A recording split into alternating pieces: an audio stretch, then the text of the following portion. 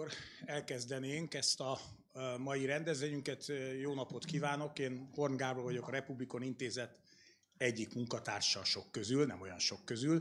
Ez a mai konferenciánk nem jöhetett volna létre a Friedrich Naumann Alapítvány támogatásával. Ez ha tetszik, egy közös konferencia, úgyhogy itt, mint annyiszor, most is köszönjük nekik a idestova 13 éve folyó együttműködést, ami a Republikon Intézetnek nem csak pénzügyileg úgy is, de szakmailag is nagyon komoly lehetőséget biztosít. Azért tudunk elhívni komoly, nemzetközileg is jegyzett szakembereket a régióból, vagy akár azon túlról is, mert a saját erőforrásunkból erre nem lenne módunk. Tehát a mai kétforduló szekciót tulajdonképpen leginkább a Naumannnak köszönheti a Republikon Intézet, ezen keresztül önök is. A mai rendezvényünk bizonyos értelemben a folytatása talán egy hónappal ezelőtti rendezvényünknek, ahol a szamizdat történetéről beszéltünk, és egy kicsit utána a második körben újságírókkal már a fake news problémáról, és azt gondoltuk, hogy folytassuk ezt most már csak magával a hírhamisítással, a hamis hírekkel, a fake news-zal, amikor erre a mai napra készülve végig gondoltam, hogy miről is fog ez szólni, miről szeretném, ha szólna, akkor az jutott eszembe, hogy tulajdonképpen az én korosztályomnak, és ilyen öregek kevesen vannak természetesen a teremben, az én korosztályomnak ez egész fake news probléma, ez nem egy új keletű probléma, így nőttünk fel. Tehát a mi életünk egészen 1989-90-ig erről szólt, az ember kinyitotta a Népszabadságot, a Tribunaludut, vagy bármelyiket választhatjuk, akkor a sporthíreken és talán az időjárás jelentésen kívül, bár az már nem biztos, nem nagyon találhatott azokban nem hazugságokat.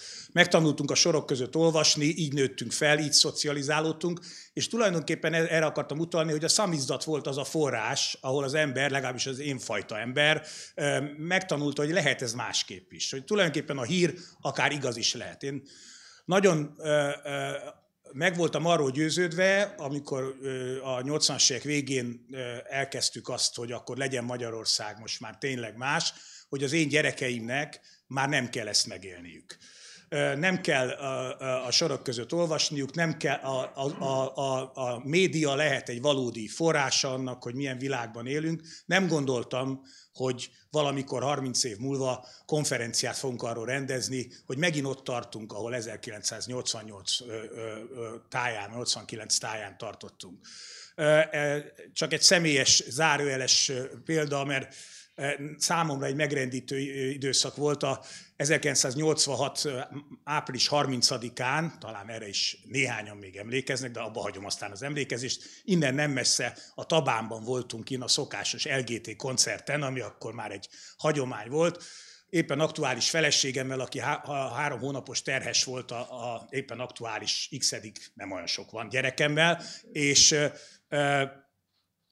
ugye a csernobili baleset kellős közepén a magyar média teljes mellszélességgel mondta, hogy az ég adta világon semmi probléma, mindenki menjen ahova akar, egyen amit akar, és közben miután ebben az időszakban azért már hozzáfért az ember nyugati elsősorban újságokhoz, meg a rádióhoz tudott hallgatni angol nyelvű, német nyelvű rádiót, döbbenten hallgattuk, hogy tőlünk távolabb nem engedik az utcára a gyerekeket. És mi ott álltunk, tényleg tanástalanul, és az volt a szerencsés, komolyan fölvetődött bennünk, hogy talán ezt a gyereket akkor nem kellene megtartani. Szegény lányom Amsterdamban sikeres vállalkozó most. De komolyan fölvetődött, mert azt gondoltuk, hogy azt a veszélyt szabad-e vállalnunk nekünk, amit nyugaton hallunk, és ami itt van, a kettő között van, és akkor szerencsénkre, és innen befejezem, találkoztunk egy nagyon, nagyon normális gyerekorvossal, aki azt mondta, hogy hát ilyen bármikor lehet, és lesz is még, úgyhogy akkor majd meglátjuk, és így történt.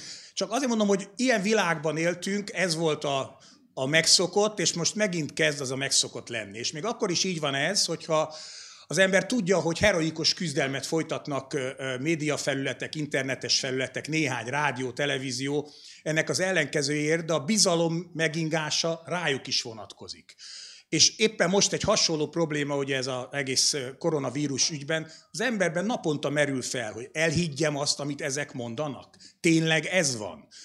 valóságos az, ami történik. És akkor az ember elgondolkodik, hogy mi is a különbség. Mert azért van különbség a 80-as, 60-as, 70-es évek kelet-európai fake news ügyei és a mai fake news világ között, azt gondolom, és tulajdonképpen azt szeretnénk, hogy a konferencia egy kicsit erre választ adna. Nem a különbségre, hanem arra, hogy a mostani az milyen. Hiszen amit most látunk, az sokkal szélesebb elérésű, sokkal gyorsabban működik, és sokkal kifinomultabb manipulatív eszközöket használ, valószínűleg, hogy elsősorban a közösségi média felületek miatt, de lehet, hogy ennek egészen más okai is vannak. Rabjai lettünk annak, az én meglátásom szerint, ami körülöttünk folyik, és ez szerintem alapvetően rombolja, bennem egészen bizonyos, hogy rombolja a közbizalmat.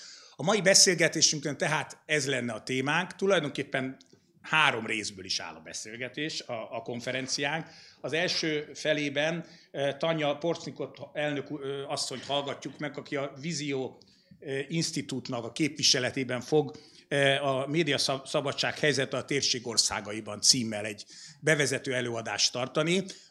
Utána egy kis időt hagyunk, hogyha kérdezni szeretnének Tanyától, tehát lehet, hogyha valakinek kérdése van, akkor azt itt föl tudja tenni. Utána következik egy kerekasztal beszélgetés, fake news a V4-ek országaiban, és ennek hatásai a választásokra. Krekó Péter a Political Capital-től, Leszek Jazzewski a Liberty főszerkesztője Lengyelországból, Roman Márka elemző a csehországi Institute for Politics and Society, elnézést kérek, hogyha nem pontos, tőlük elsősorban, mert mondom a titulusokat, és végül, de nem utolsó sorban, Viera Zuborva a Bratislava Policy Institute-tól, Szlovákiából. A második körben, csak hogy most akkor én a műsorvezetői feladatot befejezzem, egy kávészünet után, ahol vendégeink, nem a mieink, hanem a Naumann Alapítvány vendégei egy kávéra. Egy rövid előadást hallgatunk meg Vicsek Ferenctől, aki egy új szerzeménnyel, fejlesztéssel próbál minket megkínálni, egy politikai propaganda indikátor címmel, ezt majd meghallgatjuk, és utána pedig folytatjuk Álhírek és a Politika Magyarországon című kerekasztal beszélgetésünket, amelynek a résztvevői Borosbánk Levente a média néző központtól, Böcskei Balázs az Idea Intézettől, Onodi Molnár Dóra a 168 újságírója, és Virág Andrea a Republikon Intézettől. A moderátoraink a többit elmondják, és a végén pedig már csak azért is várjanak velünk végig, mert lesz egy fantasztikus szendvics ebéd. Tehát jó szórakozást mindenkinek, és akkor átadnám Tányának a szót. Köszönöm szépen, és örülök, hogy megtiszteltek minket.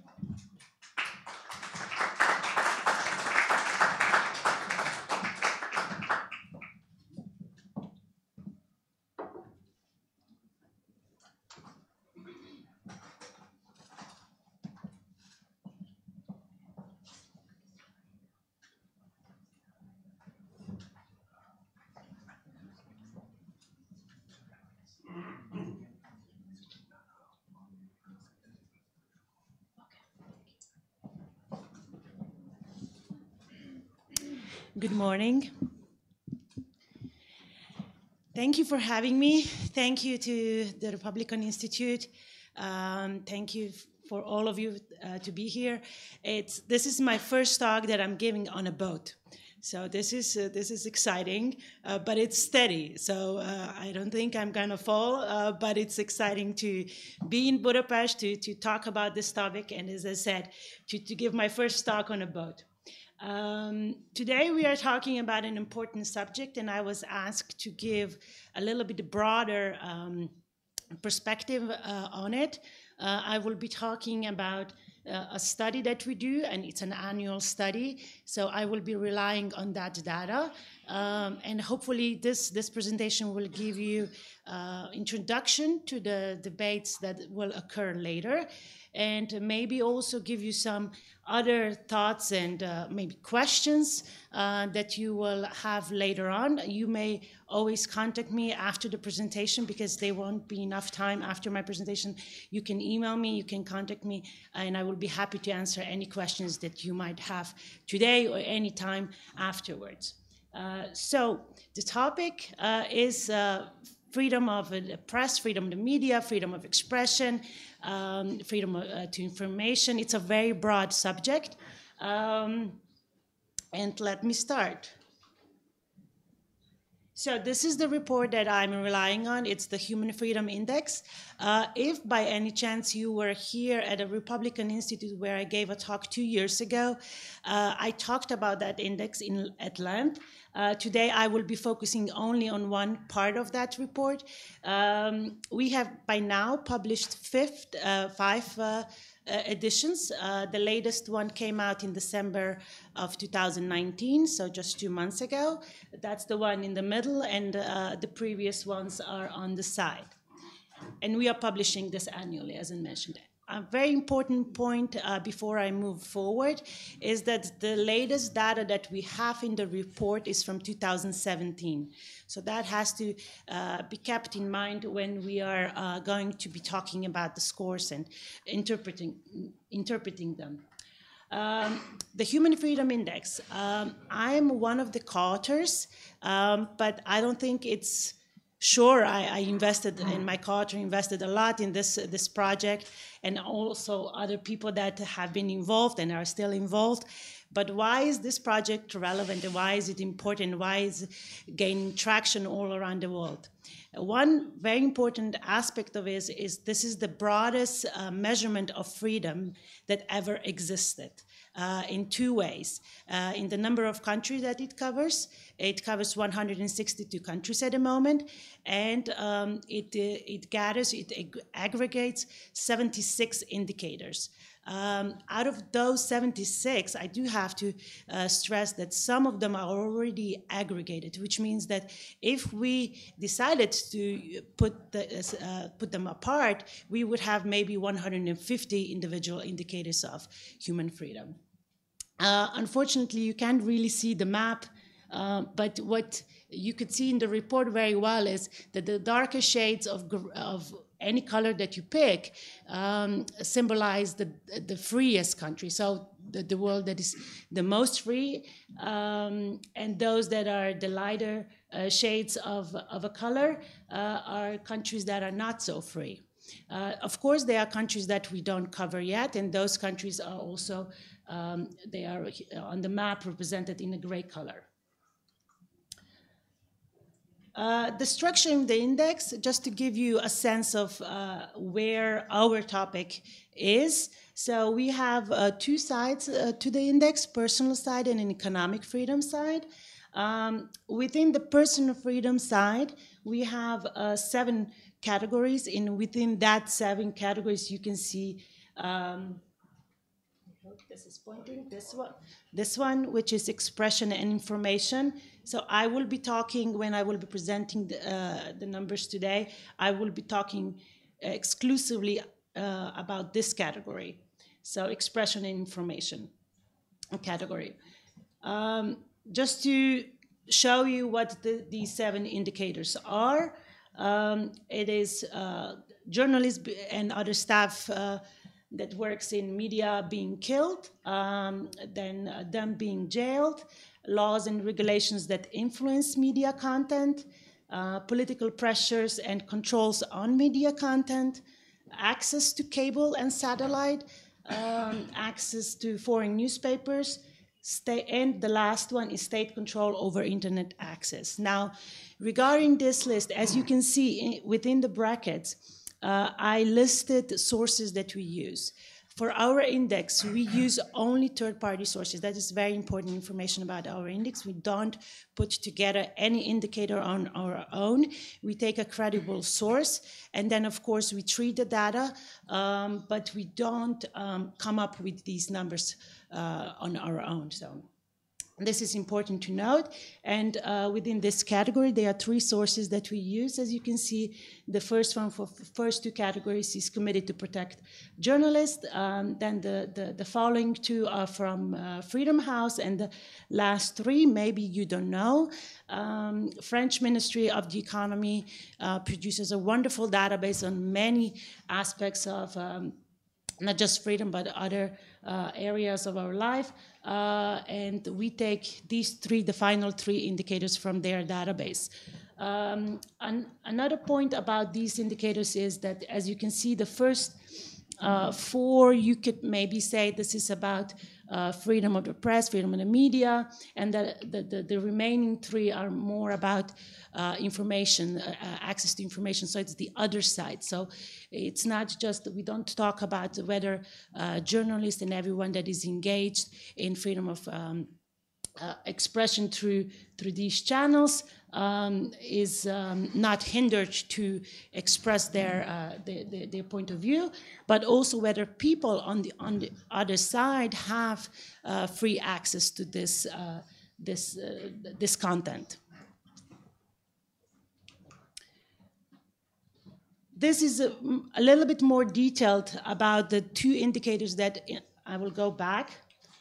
Sorry about that. So out of these 7, as you can see, except those from Freedom House, they are all individual indicators. So it's you measure one aspect, so whether journalists are being killed, whether journalists are being imprisoned. But when it comes to laws and regulations that influence media content, as well as political pressures and controls on media content, these two indicators are already aggregated, which means that the source already looks at various aspects within that category and then creates one score, one value, which we then use. So those, the third and the fourth are already aggregated.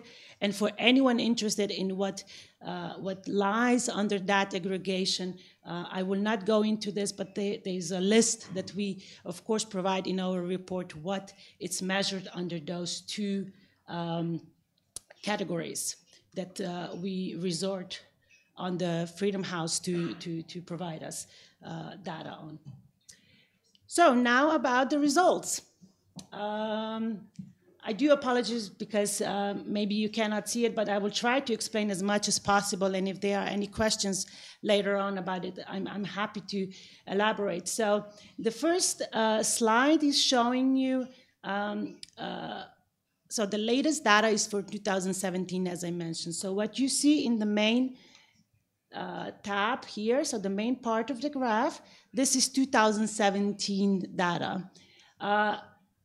It is organized by region. So basically, we are looking at how regions did in 2017 in relation to expression and information category.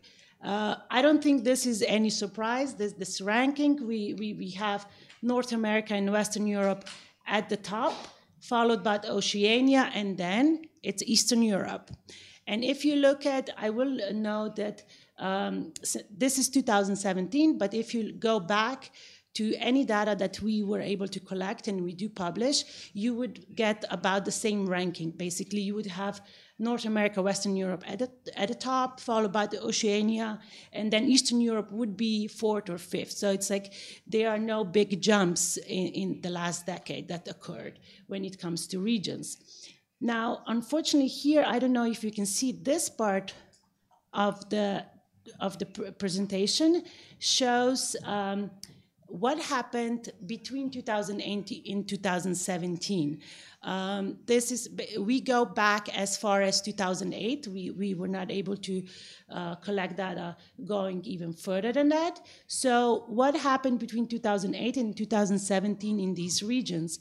And here, you can see that the first 3 regions digressed. So if it's in red, it means it got worse. The green symbolizes that it got better. In Eastern Europe, things got better, just a little bit. But they say that the devil is in the details, right? Or we need to know the details before we can draw other conclusions from this. So what happened within the Eastern Europe, which is very important to anyone sitting in this room.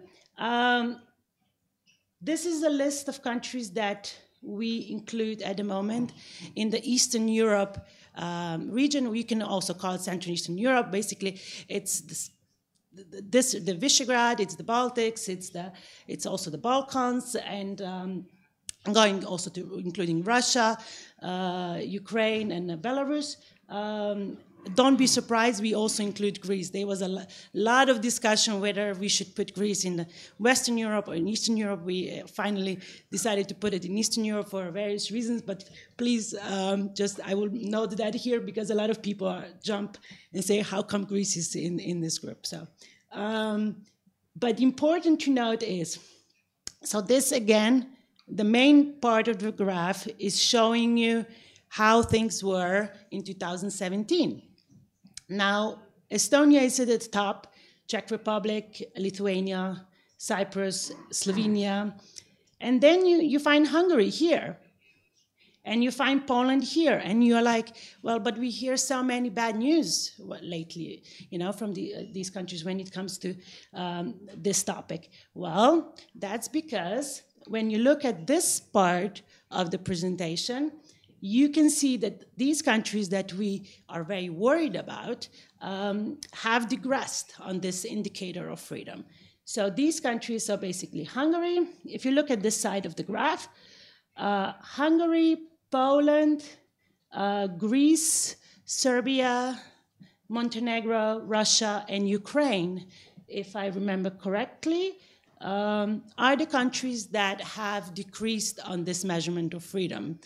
But then at the same time, which we don't often hear in the news, but that's why these kind of reports, this kind of indices are really good about, because they show you both sides. They show you where country is doing not so good as it used to, but then it shows you also countries that are doing better than they used to. And when it comes to countries that have improved in the last decade of the analysis, we can see that Bulgaria, Romania, let me see, Albania, Moldova are doing better. So they are good trends too in the region. So it's not just about negative trends. Now, since we are in Hungary, and since most of us are from this region around Hungary, let me show you the final graph, and this is about Visegrad countries, and it is the same, so it's basically the same time span, and it's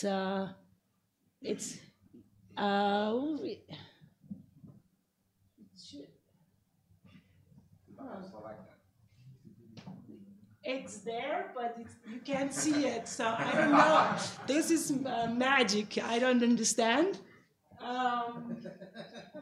Yeah, I don't understand. It's there, but it's not there.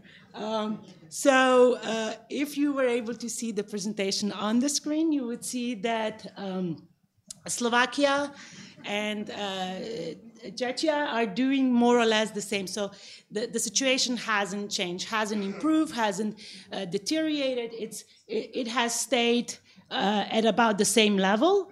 While on the other hand, Poland and Hungary have been digressing. This is Hungary, the dots. So you can see that most likely Hungary was digressing before 2008. So I don't know when actually this drop started. Just double checking. While in Poland, in 2009, things got better. We have speakers from Poland, so maybe he can explain how come that occurred. But then after 2009, there is a drastic drop. And actually, at the moment, Poland is performing worse than Hungary when we measure freedom of expression and freedom to information. And this is all for me for now. Just final remarks before I give you the floor to ask me a question, because I promised the organizers I will give some time for the questions. Why is this important? Why are we talking about it? Why is it important to have freedom of expression, freedom of the press? Well, basically, that's one of the safeguards to tyrannical, authoritarian government that is trying to encroach on our freedoms and our rights. This is not the only way to make an attempt to stop government from doing that, but it is one way. Now, some people say that they might be a government that will not try to make an attempt to curtail these freedoms.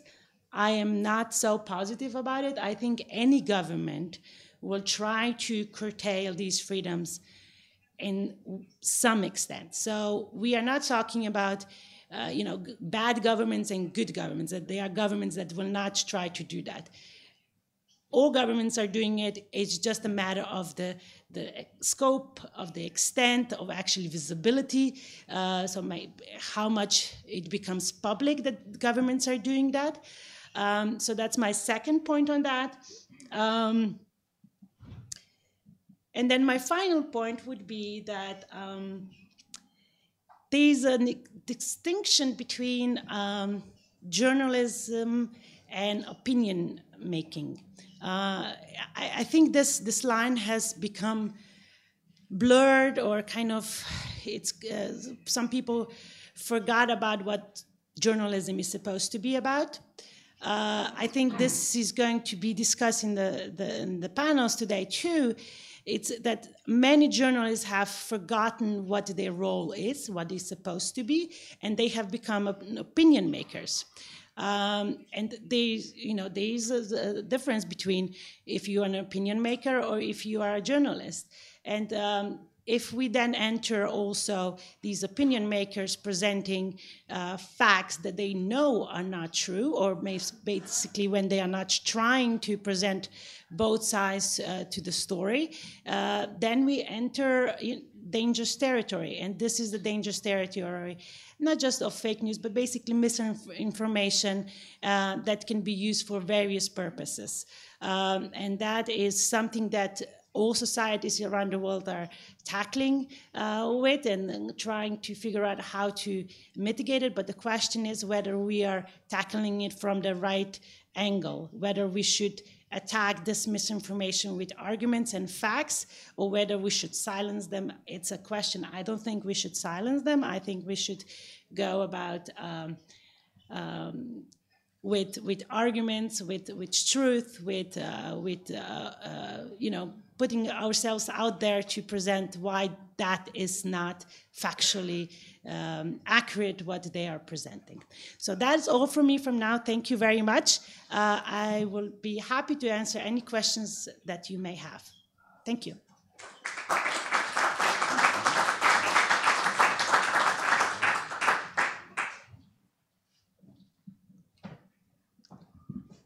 Ha vannak kérdések, akkor tegyék fel, kérem, a kezüket, és összegyűjtjük.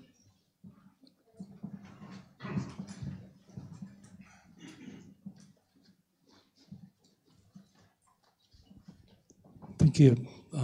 My name is Ferenc Tompa. On your last note regarding the blurring of lines between freedom of expression and making an opinion, as opposed to something which might constitute a criminal offense or whatever. Let me raise this point because just the other day, the minister for the Prime Minister's office, Gulyás, Mr. Gulyás, made the first warning shots that anyone spreading false information or rumors might be subject to criminal.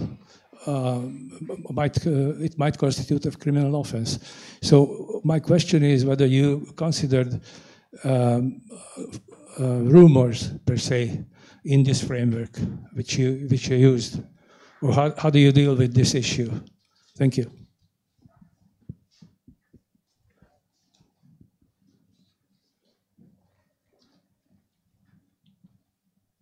Esetleg másik kérdés, hogy akkor összegyűjtenénk.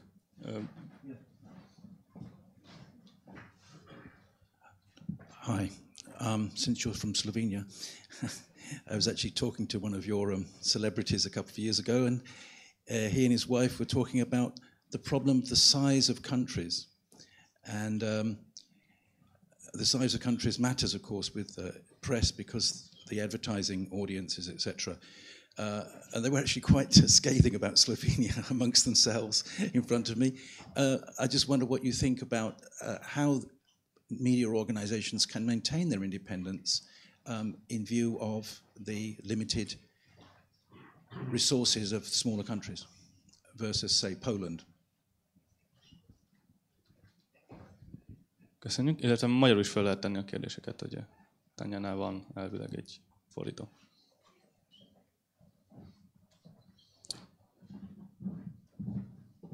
I think that's enough. Thank you very much.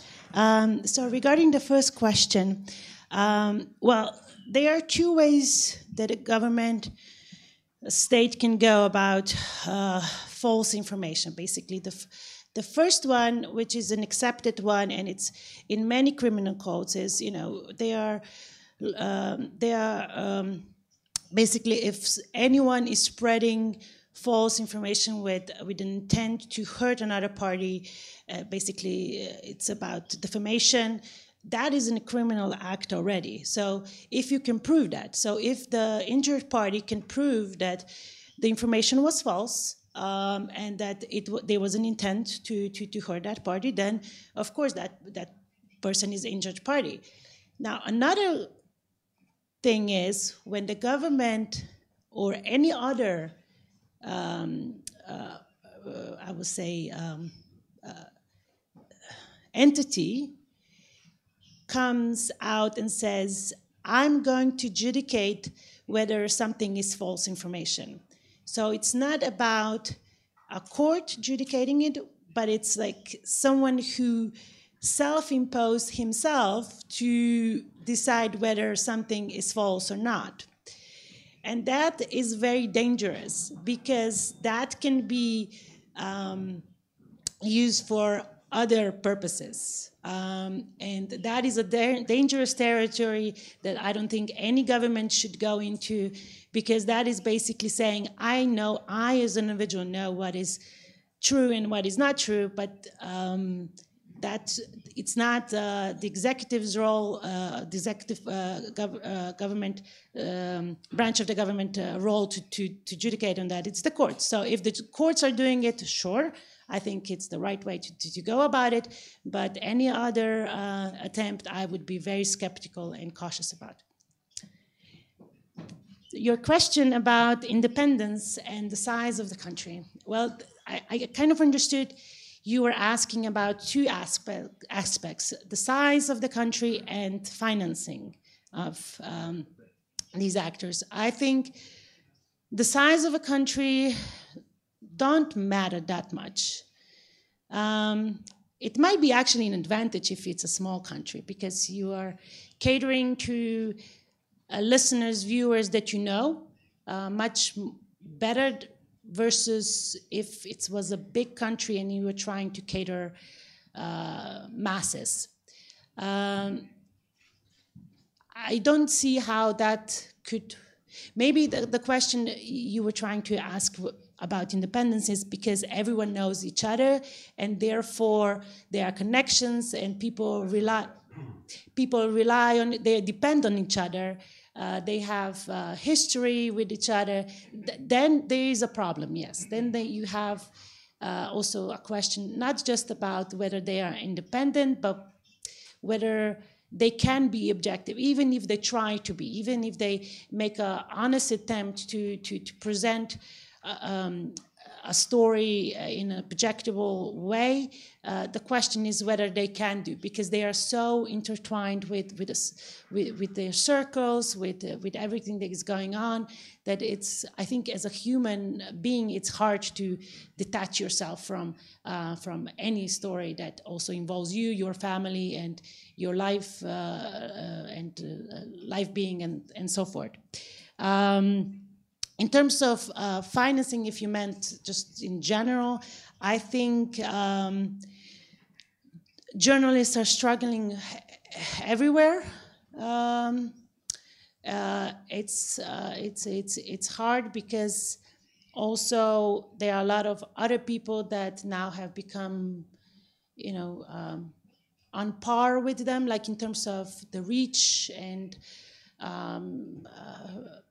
the name that they have created as a source of news information, I would say. So I think it's a question. It's an ongoing question that hasn't been resolved, and anyone in that line of business will have to figure it out how to go about it. I think it's an ongoing struggle. Thank you. Any other question? Yes. Oh, we are on time. Good, thank you. Thank you very much. Have a good day, and thank you for the organizers again.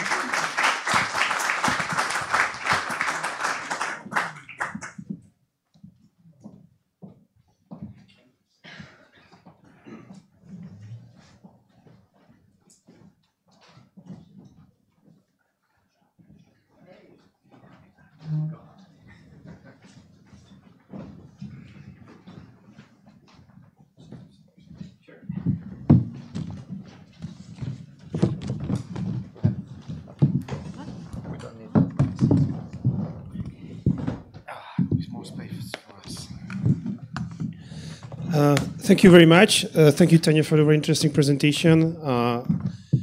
We'll now continue our conference with the panel discussion on fake news in the Visegrad countries. Our chairman, Gábor Horn, already introduced our guest, but I'd like to do it again if you don't mind. So we have Vera Zuborova, who sits next to Leszek. Here, she's the executive director at the Bratislava Policy Institute. Leszek Jezdziewski, editor-in-chief of the Liberté journal. Roman Maka, who is the analyst at the Institute for Politics and Society. And last but not least, Péter Krekó, who is the executive director of Political Capital in Hungary. Thank you very much for accepting our invitation. First of all, I'd like to ask you to reflect on Tanya's presentation. I think it was very interesting, the last slide on the development in the Visegrad countries concerning media freedom. Yeah, we saw that the situation not really changed in Slovakia and in Czechia, but on the contrary, in Poland and in Hungary, the situation just became worse. So how would you interpret this data? Do you agree with these trends, what actually the data just indicated? Maybe we can start here with you, Leszek. Right. Honestly, especially the timing. I mean, I wasn't surprised with our relative decline. What was for me very unobvious, and I can't really explain it. Perhaps we would have to dig into the data that you collected. Is that the fact that actually the biggest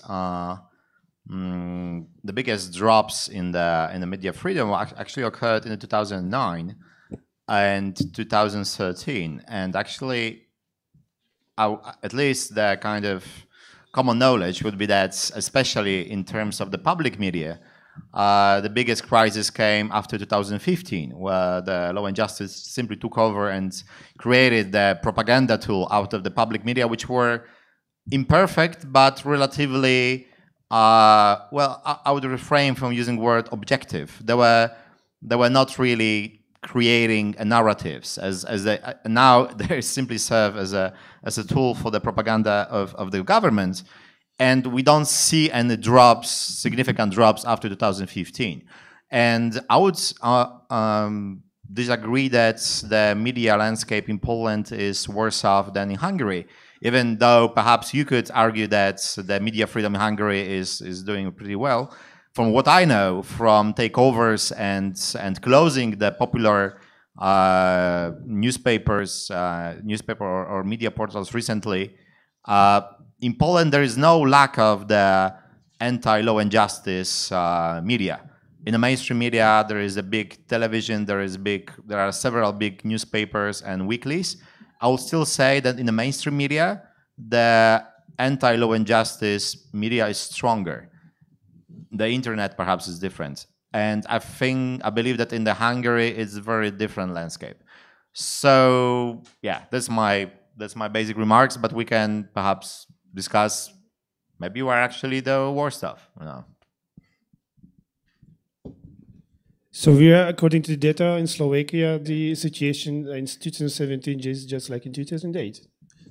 Thank you for being here. About Slovakia, we were so invisible that it was okay. I think actually right now, because if all of you know, after the murder of Jan Kuciak, everything really completely changed. Also the mediascape and also the ownership of the media. Right now we have three types of media ownership. The first one is paying by oligarchs who are still running this country.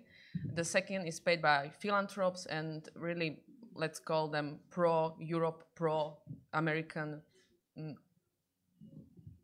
economic leaders like Asset or like other pro-philanthropist actors. And the third is paid by pro-Kremlin, pro-Russian forces, especially the alternative media landscape.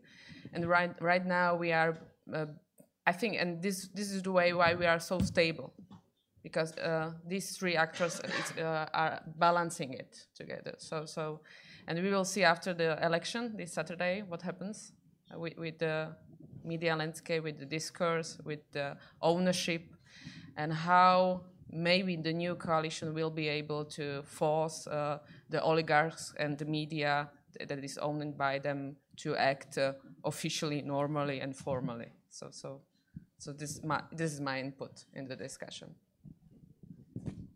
Roman, please, could you tell us something about the Czech situation and how would you interpret this data? So firstly, good morning, everyone. It's very nice to be here in the beautiful city of Budapest. I'm here after 4 years, I think.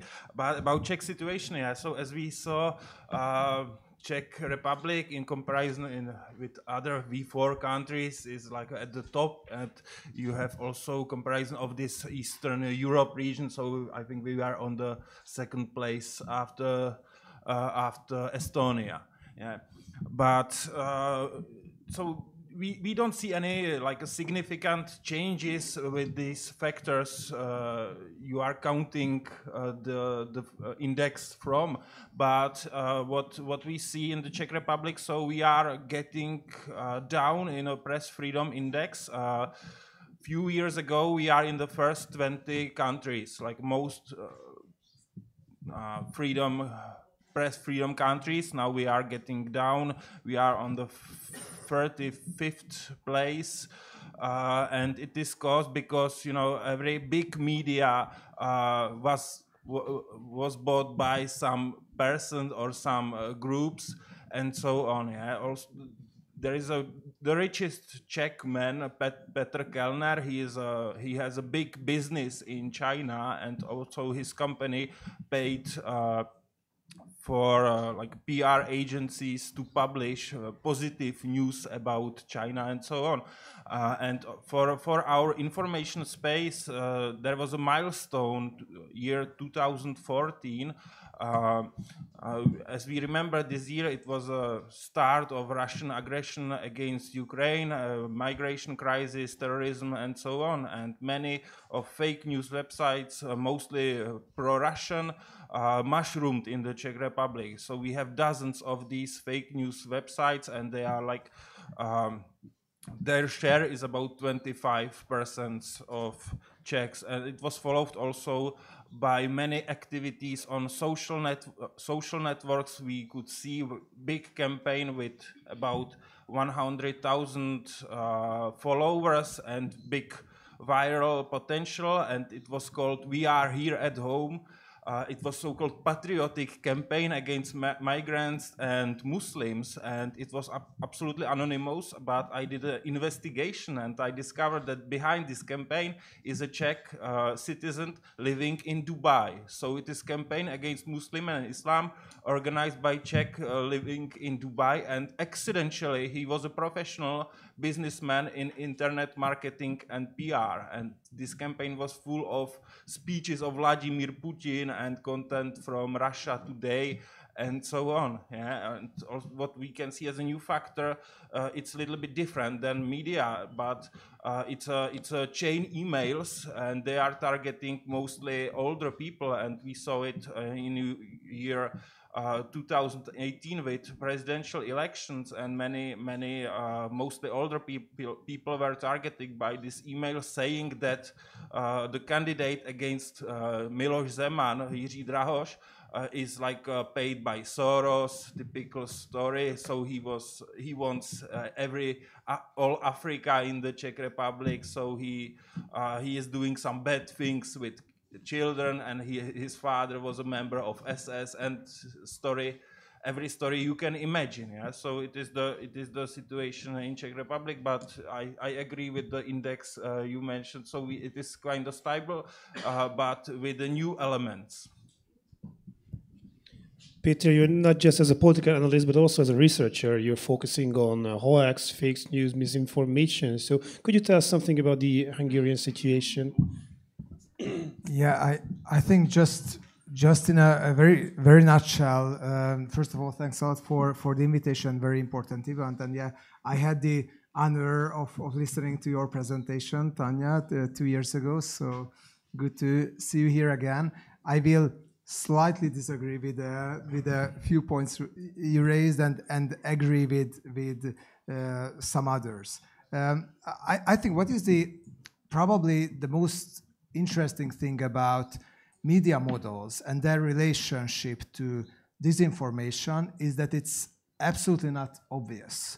There are some, let's say, general commonplaces that everybody tends to agree.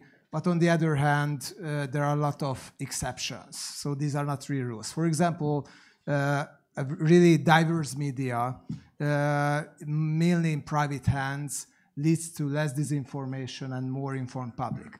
Let's take a look at the United States. Before the 2016 elections, almost 50% of the Republican electorate believed that Hillary Clinton runs a pedophile ring while doing the campaign. This is so-called Pizzagate scandal. And the whole post-truth logic that we've seen other parts of the world are partially adopted from the United States. There are also other opinion that I think this will be something that Tanya would disagree, that public media can be the cure against disinformation and fake news. And in not every country, the public media is as biased as in Hungary or in Poland. Let's take a look at Great Britain, for example. At the last parliamentary election, also in the Brexit campaign, we could see a flood of disinformation. And even, I mean, Facebook simply couldn't keep the pace with all the disinformation that the political parties themselves were spreading. So it's, again, not that much a cure. And I think even if we talk about the size, we can see something similar. So I first disagreed about what Tanya, you told about the size of the countries. The smaller countries can sometimes be more resistant to efforts that want to undermine, let's say, freedom of speech and so on, because theoretically, a bigger market could help the countries, could help the, let's say, editorial boards to hire more people. There are bigger money, bigger audience, therefore you can be more independent. But yeah, if we take a look at the Central Eastern European region, Poland, for example, is one of the most problematic cases, which is the biggest country. So yeah, it's not this obvious. But still, with all that being said, I think Poland is nowhere close to what we can right now see in Hungary in terms of media concentration. With 500 media outlets were put in one foundation called KESMA. And it's a centralized, over-politicized, politically driven media empire that is spreading disinformation and fake news prime time. And it's not really comparable to other countries, like, let's say, in Slovakia, especially, where you have the fringe sides, but still the public media is rather strong. And even in Poland, yeah, the public media might be quite problematic, and more you can see the political influence. But in Hungary, most of the private media were taken into practically state hands and party hands, and this is a totally new quality. And when you hear stories in the public media about there was one example in the municipal election campaign that the opposition candidate back then, right now the mayor, Gergely Karácsony, went out to Brussels in order to discuss with Franz Timmermans that money will come to Hungary only if we accept a lot of refugees. So that practically he wanted to bring here refugees, and it was coming from the public media. So I think it's really something, a new quality. And we can see this state finance disinformation, I think, mostly in Poland and Hungary, but in Hungary, I think it's much more efficient, much more resourceful, and much more concentrated. I think even in Russia, you don't see this kind of centralized media landscape that we can see in Hungary, but definitely not in other countries of the European Union. Yeah, because what Peter said, I think it's very interesting to really compare among our countries. I'm thinking about Poland and Czech Republic, for example, because we see some tendencies of private media companies in our country, like taking the pro-government stance. It wasn't like this before for one important reason, and this is the reason that actually a lot of Poles could disagree with, that our media was privatized by the foreign capital because we didn't have our oligarchs. And I would say that when I look at the Ukraine or Czech Republic, when you have rich people owning media quite often, it used to be like this in Hungary too, I think. I'm not sure about Slovakia, but you can tell us that this foreign capital is very often immune to the pressure, especially if it's, of course, we don't have Russian capital, right? I mean, it's German or French or international funds. They are business oriented, but at the same time, they don't bow to the pressure of the government. Whereas the biggest private TV with the best coverage in the countryside, so in theory in the areas where law and justice voters live and so on, because it is a Polish owner, he's got other business like energy business, which is very prone to the regulation. So he's been pushed into becoming a kind of soft pro-law and pro-government propaganda in the last 2 years. You can see, basically you can see regulation coming. He closed the kind of left-leaning small TV, and he pushed the mainstream TV into very kind of soft propaganda, pro-government propaganda. So this ownership is extremely important. And the problem is that governments know this, and they want to introduce the laws like in the Western Europe, which is, for example, anti-concentration laws. But in practice, if you introduce this today, that would mean that the national capital could buy the private media, and because we don't have that much private capital in Poland, that could have to be, of course, the nationalization of the media. I hope that because of the United States and because of the EU, it will be close to impossible. So sometimes too much national capital could actually prove to be counterproductive in terms of the media freedom, at least in Polish case. If you allow me, I would have a very short question to Peter about the Hungarian situation, because CESMA stands for Central European Press and Media Fund. And with Tanya, we already discussed yesterday that actually the Orbán government, or at least oligarchs, they have some kind of, they bought media outlets. So do you think CESMA stands for Central European because maybe these pro-government media, or is there going to be some kind of attempt to broaden their scope and maybe buy media outlets, not just in Hungary, but in the region as well? Very good question. I see less attempts for that in Central Eastern Europe, more in the Western Balkans, and especially in non-EU member states, in Serbia, in Macedonia. Okay, there were some in Croatia as well, but I think it mostly targets the Western Balkans. This is where the Hungarian soft power, I think, mostly directed to. I don't know that much about Central European expansion. There is this one V4 news agency that originally aimed to target the countries of the region with some kind of news, but more and more I see that the only function of this news agency is to tell practically the same that usually the Hungarian media does, but it can be referred to as a foreign news agency, and it gives it more credibility because most of the voters simply doesn't know what it is. So, but they come up with stories that have domestic political relevance in Hungary, and not so much, I think, any message to other Central Eastern European countries. Thank you. If you don't mind, I would continue with the big picture. We already mentioned the ownership, and in Tanya's presentation, that was also actually the economic freedom are very important indicators of the freedom of the press. And actually now, after the gonzo journalism, subjective journalism, journalism, opinions became more important. So because of the relevance of ownership, and Gabor already mentioned that actually the people who lived before the democratic transition, they used to the fact that there's no facts, that there's fake news in Hungary and in the former communist regimes in the V4 countries. So at that time, people thought that the media freedom means that you can write, you can say what you want. Now you can write, you can say what you want, but maybe no one's going to listen. No one's going to watch. So shouldn't we reconsider the meaning, the content, or the conditions of media freedom?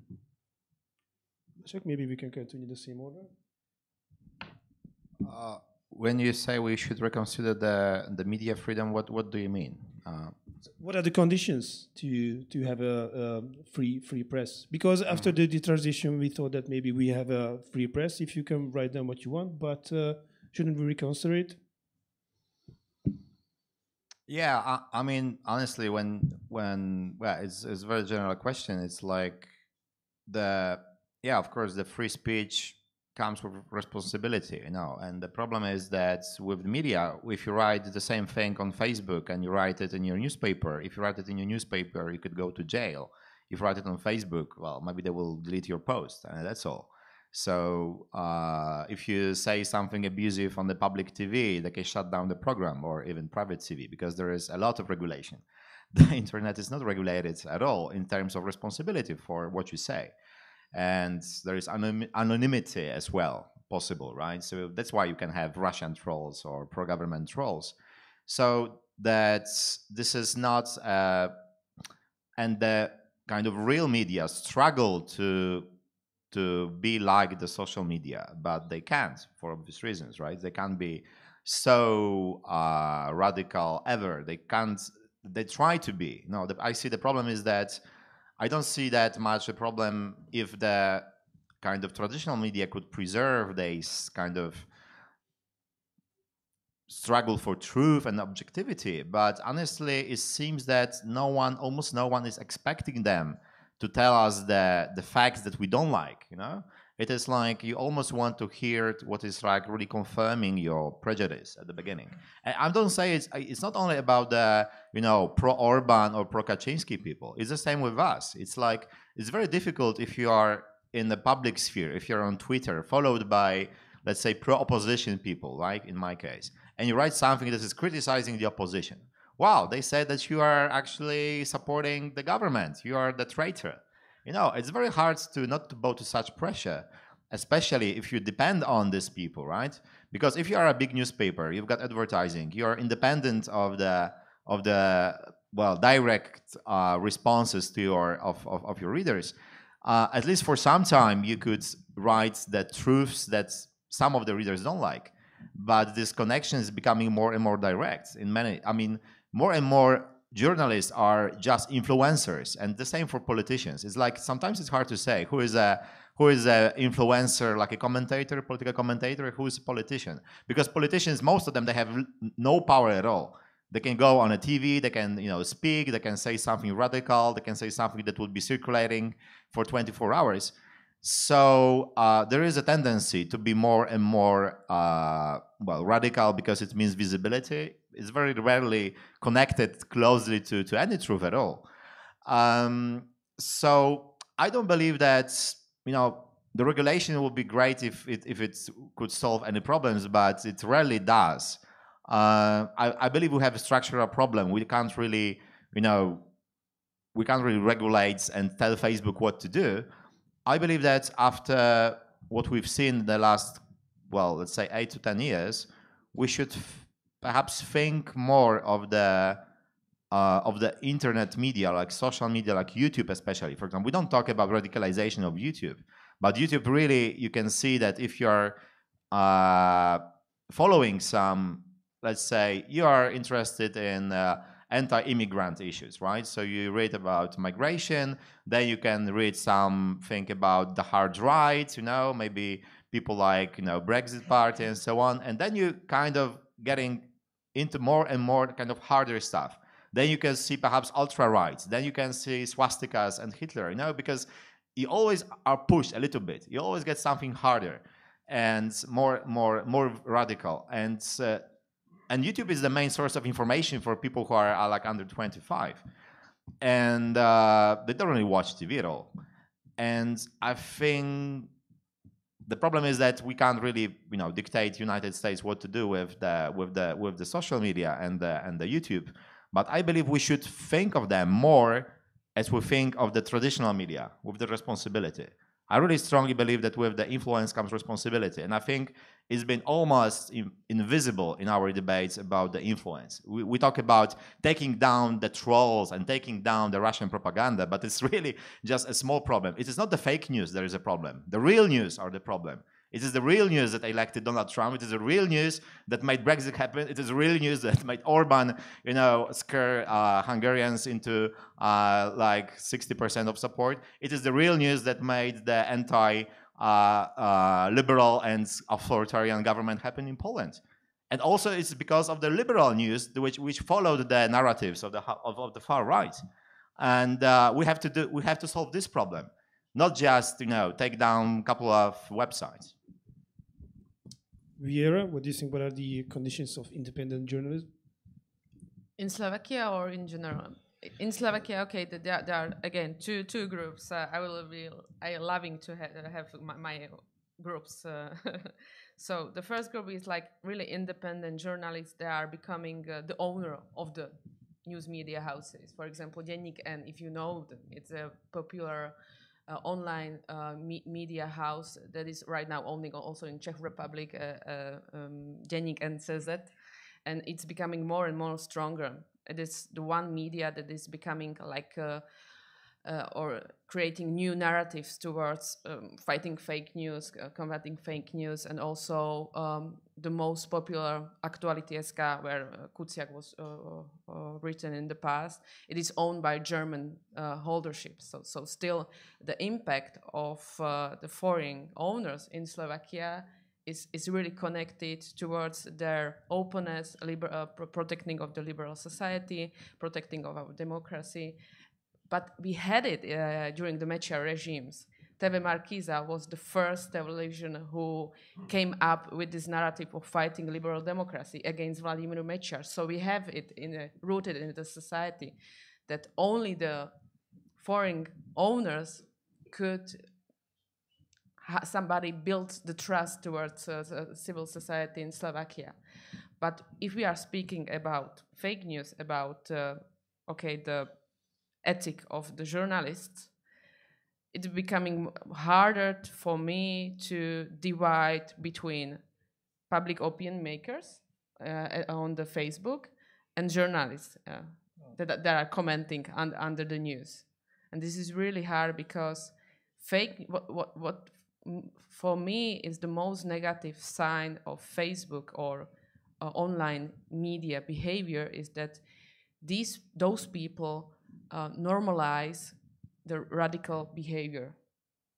It was becoming more and more mainstream in Slovak journalistic ethic. Also, the journalists are becoming more extremist in their stereotypes, in their behavior, how they are written against the politicians, how they are written against European Union, Russia, NATO. And this, I think this is becoming the most crucial problem, that we're losing the ethic to be a journalist, also in Slovakia and also abroad. So I think the first, what we should do, and this is a catchy slogan, education. This is the way how we should do it, because if I may just brief present you the data of our younger generation in Slovakia, 80% of them are reading only blogs and comments under the fake news on the internet. Only 16% of them are fact-checking their news. 16% of the younger generation. And now fascists are becoming the most popular political party in our group of the youngest, under the 30 years old. So this is becoming the new problem, that our younger generation is uncritical, they read everything on the internet, and they don't have historical memory to somehow to read under the context. Thank you. Roman, how could you maintain media freedom in the Czech Republic? I will answer it a little bit other way. Yeah. As I mentioned before, so our information or media space has changed since 2014 when we saw these new so-called alternative websites publishing the stories about chemtrails and about how Ukrainian fascists are eating children and so on. Yeah? And of course, these fake messages you cannot see in mainstream media. Yeah? And what does it mean? It means these alternative informations are hidden, censored, and so on. Yeah? And from this perspective, a lot of people were speaking that our mainstream medias are liars and censored and so on. Yeah? And they were calling for free, independent, and objective media. Yeah? So we want free media, we want independent media, but try to publish something these people don't agree. Yeah? So it means you are not free and objective. So if you don't publish these stories about chemtrails, it means you are not free and objective. Yeah, so it's the reality. So it's for these people is what does it mean true? It means the truth is something with I agree with. Yeah, so it's a big problem that a lot of people, so they are not calling to get free and good quality information, independent media. So they are only accepting the information they agree with. Yeah, and also, when I spoke with my friends working in Czech Public TV or Czech Public Radio, this media have the biggest trust, yeah, and so they are telling me. So every day I got many emails. Publish this hidden information about HAARP, which is like a climatical weapon built in Alaska or somewhere. Yeah, publish this about chemtrails, publish this. Yeah, and if you don't publish it, it means you are like a puppet of CIA and something like that. Yeah. Or publish this story about how Ukrainians are baking children from Donbass in the oven and so on. Yeah? So it is like this wave of disinformation and propaganda. So it's a problem that a lot of people, they just want to believe in it, and if they don't see it in mainstream media, it means that we don't have free and independent media. Peter?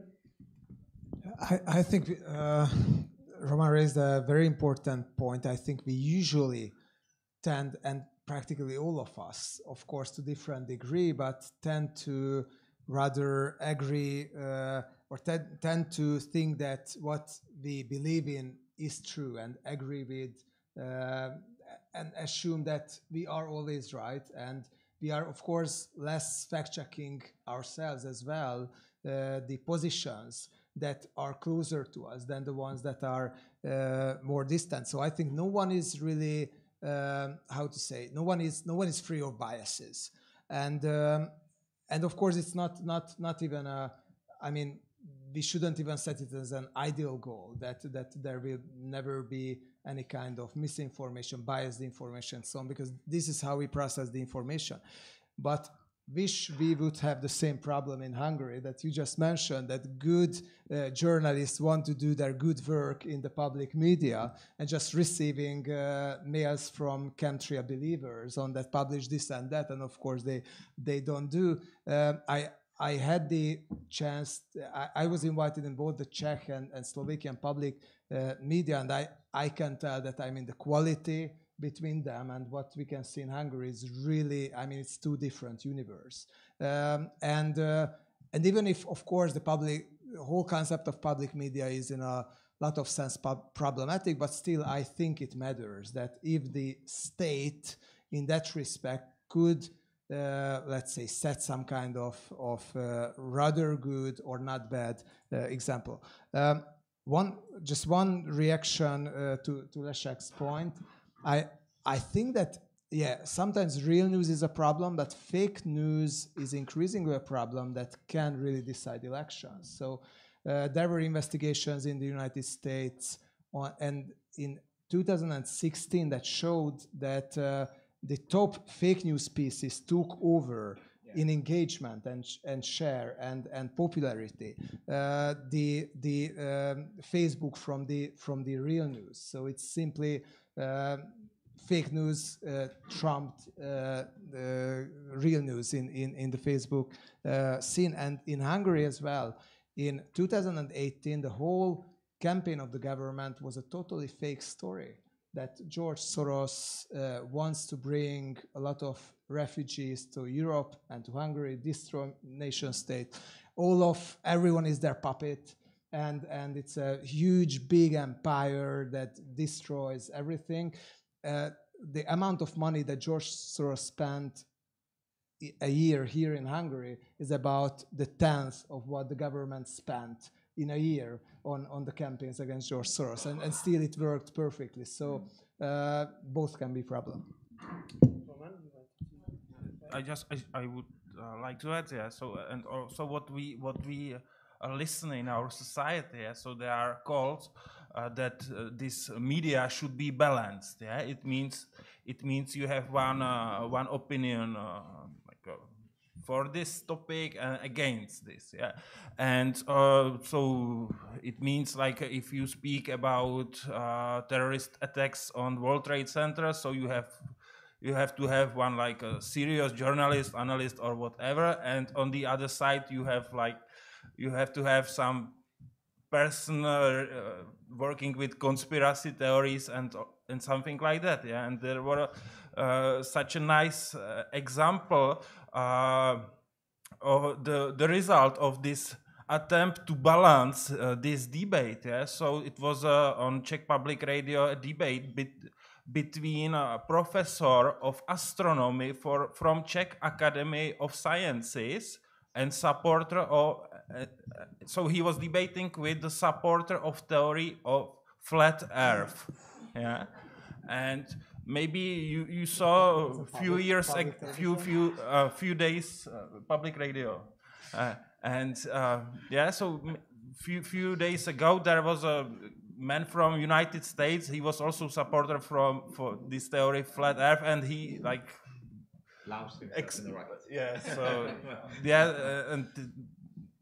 So it was a very interesting debate. So you could observe a professor of astronomy explaining some some physics and against him was a guy saying that there are many proofs on YouTube, many videos on YouTube proving that Earth is flat. So it is also like, I think we are saying like a 5 minutes Jews and 5 minutes Hitler. So we have this proverb. So I think it is also bad way, and you cannot reach like a good and quality media. But a lot of people are calling for this balancing. But is it typical? Is it typical in the Czech public media, or it's just rather an extraordinary case? It is. I have to say that it is not typical, and thanks God it is not typical, because it was really crazy. So. I just jumped to Peter because I completely agree with you about the media landscape comparison Slovakia, Czech Republic, and Hungary. But again, I will repeat myself and will be really naive. After the death, everything changed. Also, the society step forward for the journalists, and they were becoming the new supporters of the media landscape, let's say independent one. And also the civil society changed the narrative. They will be becoming the new, let's say, watchdogs who were monitoring the fact checks on the internet. And right now, I think we have 10 initiatives who are monitoring fake news on the internet. They were becoming the most influential actors before the parliamentary election. So yeah, that changed everything in a positive way, but yeah, we will see what happens after the election if we were able to hold this narrative. And isn't the fact-checking scene is also highly politicized? I mean that finally everyone has their own fact-checkers. 6 of these 10 initiatives are funded by NGOs and think tanks in Slovakia, and from German Stiftungen. So they are still be managed independently. 4 of them are funded with Progressive, and also one is funding by the Ministry of Foreign Affairs, but this ministry is still an independent ministry to comparison to the Ministry of Interior. So still we try to manage it to get it more independent. Yeah. So there's going to be elections on this Sunday in Slovakia, and well, my next question is about actually how to, if someone can influence elections really with fake news. If I would have a lot of money, which I don't, and I would, is it possible just with money to buy media outlets or give money for journalists or for internet trolls to influence the election in the V4 countries? Maybe we can start with Vieira because you're going to have the election on this Sunday.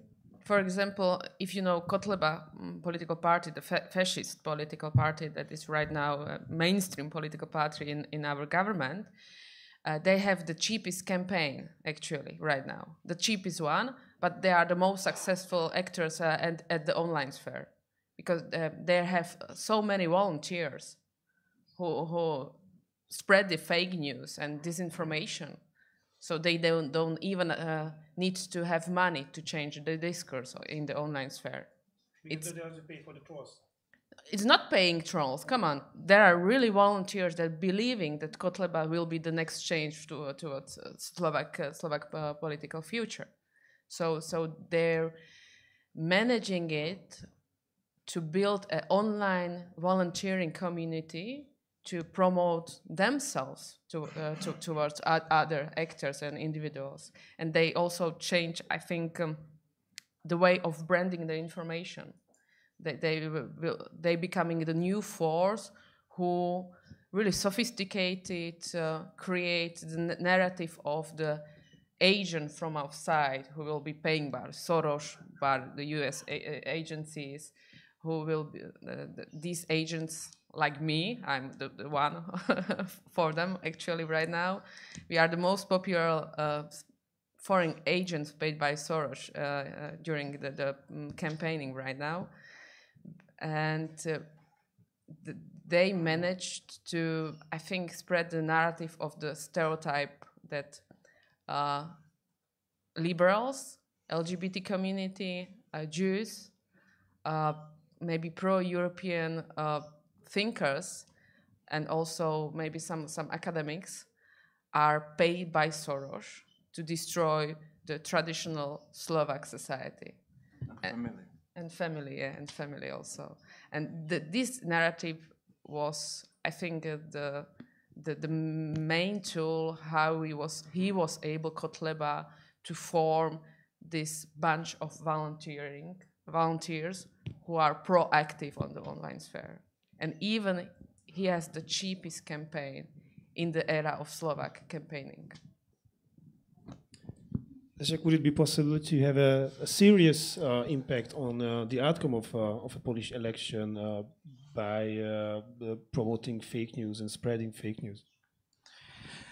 Right. So when I said that this is the real news that are the problem, I didn't mean that I think that fake news are not a problem at all. I just see a gray zone between complete invention of facts by anonymous websites, and there's one thing, and we should not, of course, ignore it, but I think it has a limited impact, at least in the long term. But there is like a gray zone between facts that could be partly true, but they are magnified and put out of the context and used by the powerful actors like politicians or other influencers, like media people or simply the personalities, media personalities. Like I can give you an example of, well, one obvious, there is like a proof you can win the campaign with maybe not, yeah, well, I would call it disinformation. I wouldn't call it fake news, disinformation. Like 2015 campaign in Poland was to a large extent won by Law and Justice because they started just during the campaign to change the attitudes of people towards the immigrants. Because at the 2015, you had 21% of Poles who said that we should not accept the refugees from the countries where is the war. About 50% were skeptical towards accepting the refugees from the EU countries. I mean, those who already are in the EU. But after the 7 months of the campaign, I mean, it was in May 2015, we had like presidential elections, then we had parliamentary elections in the fall. And until the end of the year, the attitudes has been changed, but about 8 to 9 million people altogether. So in the end of the year, about 60% of Poles, so out of 21, around 60% of Poles said we should not accept refugees from the war zones, from Syria and other countries where is currently war. It was one of the biggest operations you could imagine. And I wouldn't say that it was financed by Russia or it was orchestrated by spreading the fake news. It was basically the operation of the politicians who, for example, Jarosław Kaczynski, who is the, behind the scenes, the real ruler of Poland, he said something like, the refugees carry parasites, which could be dangerous for people in this part of the world. Therefore, we should really check their health before we think of accepting them, and we should keep them in camps. And it's like, perhaps some of these people were ill. Maybe there was an information that they carried, I don't know, malaria or whatever. Or if they spent like years in the camps, refugee camps, of course they could be ill. But if you use this kind of information, and it's almost like the Goebbels propaganda, Another direct fake news was that, for example, 1,800 Swedes are looking for the refuge in Poland. There was like one Swede who was applying for being a refugee in Poland, and he was rejected. And it was a direct fake news, proving that in Sweden they have such a problem with the migration that they actually are looking for the asylum in Poland. There was like another it's a question for the specialists, maybe for Peter, is it a fake news? So an argument is that Finland accepted 800 Somali people in the past. Now they have 18,000.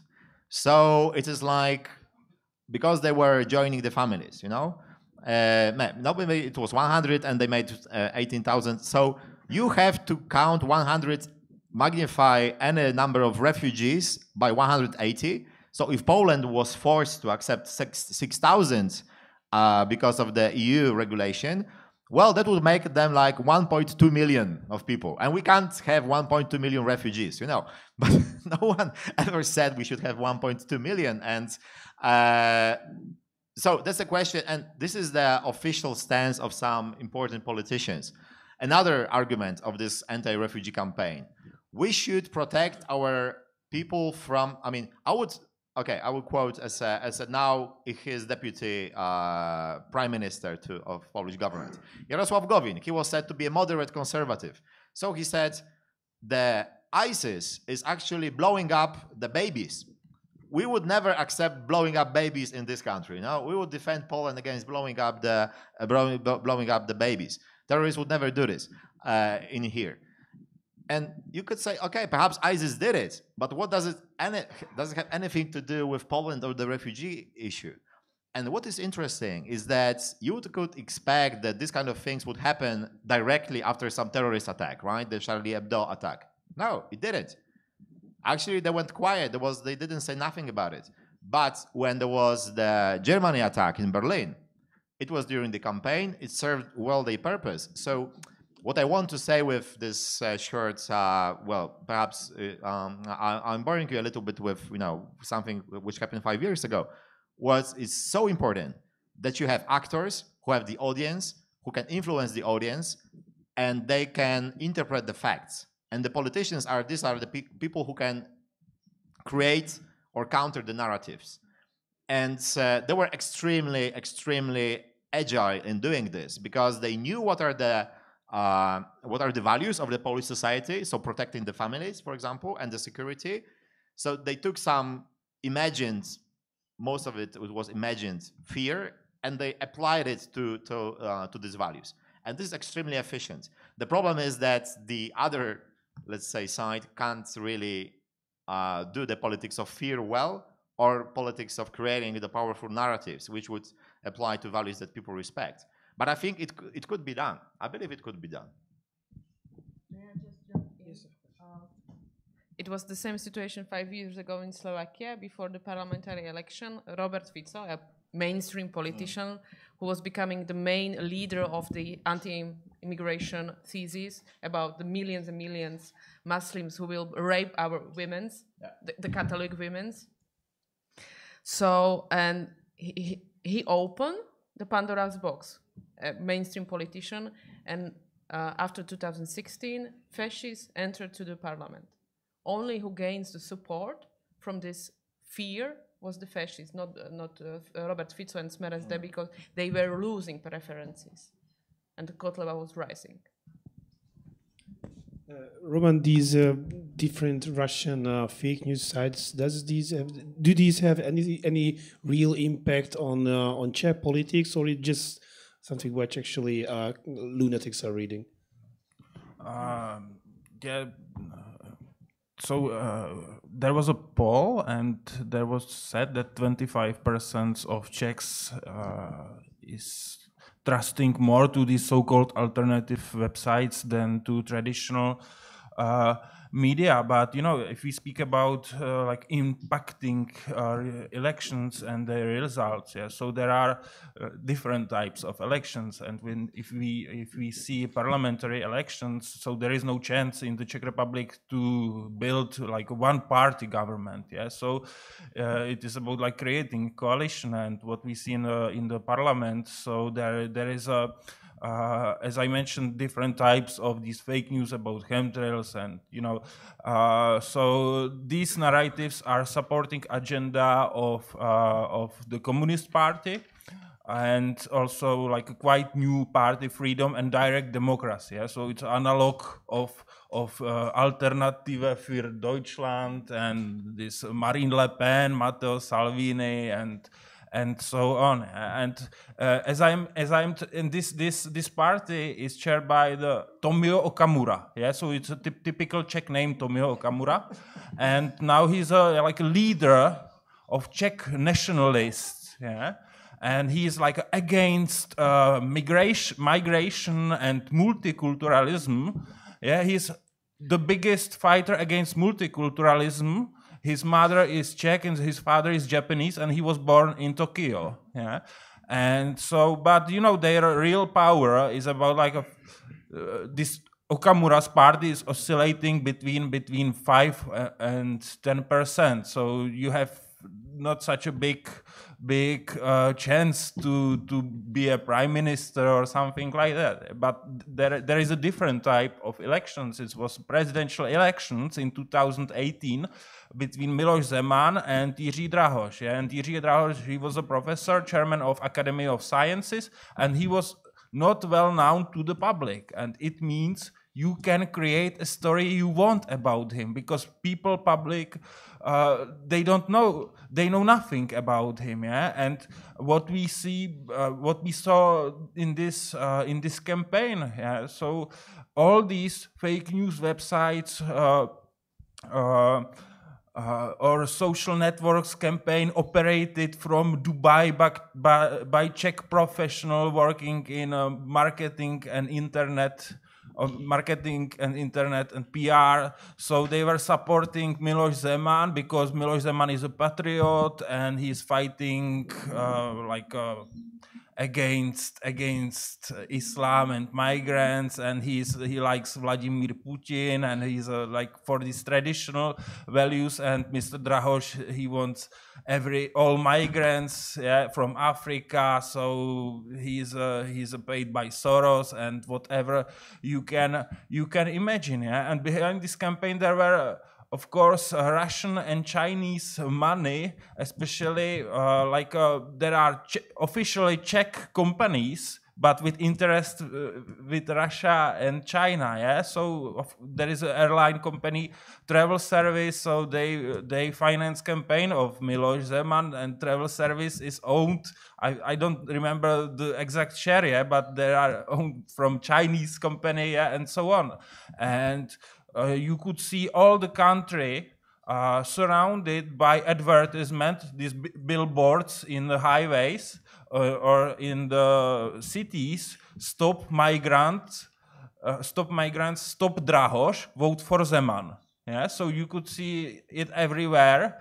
You could see on the internet, social networks, you can see also the same stories that Drahoš is for all Africa in the Czech Republic, and we will be replaced by Muslims and Africans. This is again agenda of Drahoš, and only Zeman can save us. Yeah, and also these chain emails like targeting these older people. So this the audience was flooded by this, and there were also like fake quotations of Drahoš. Yeah, it's enough if you have some picture of Drahoš and you in paint you draw a bubble and with fake quotation, and people are sharing it because it's true. It looks like a real quotation because there is a bubble and so on. Yeah, and the results were 51% plus something against 48 to Drahoš. Yeah, and it's different than parliamentary election because you need to create coalition. But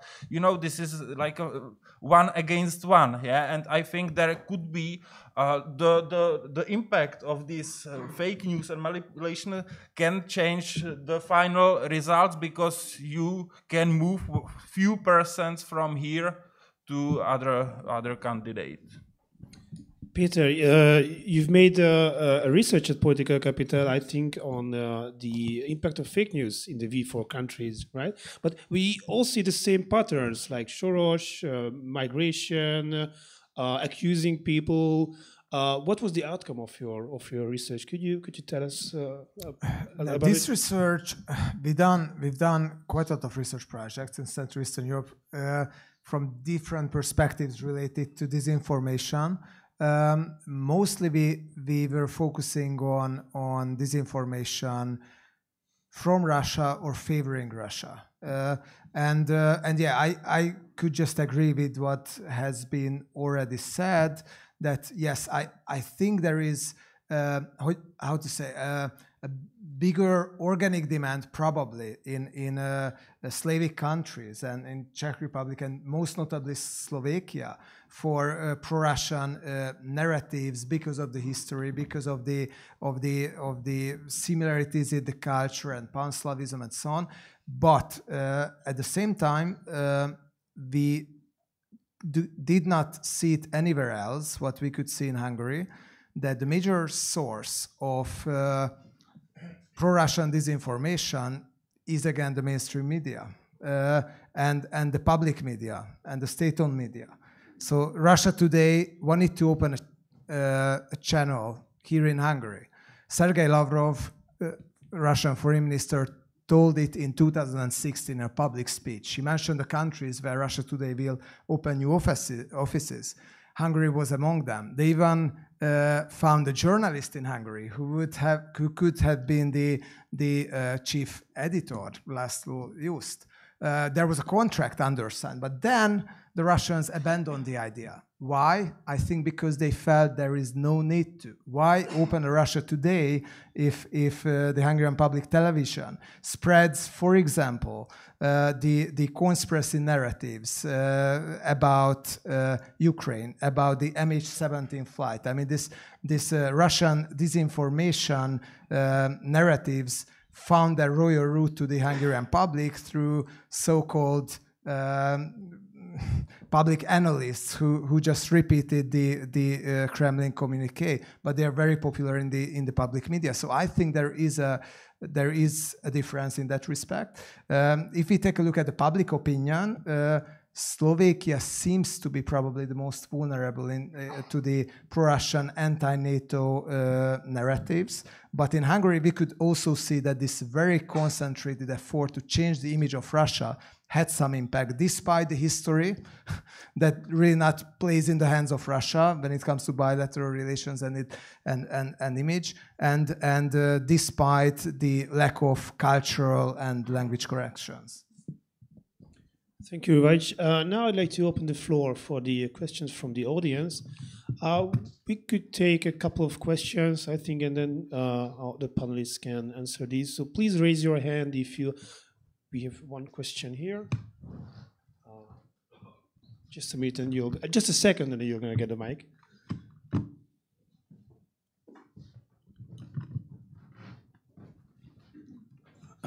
Sorry if this is working. Yeah. Sorry if this comes over as a naive question, but it's kind of fundamental, I guess. I remember when I was at school in the UK so many years ago, in our English lessons, our master would kind of try to help us to analyze the news and look for bias. Now, in 1960s, Hungary, Czech, Poland, etc., I don't think you would have had that in your Slovak lessons or your Polish lessons. My question simply is, partly with you were talking about education, do you have that in your schools, in your secondary schools? Do the teachers ask the students to look at the news and try to find bias? In Hungary, there was a media literacy class in secondary education. It has been just taken out practically from the curriculum. So it seems that no need for that. Everyone is conscious enough, it seems. Should we collect some more questions? Magyarul is fel lehet tenni a kérdéseket, van nálunk fordítógép, úgyhogy...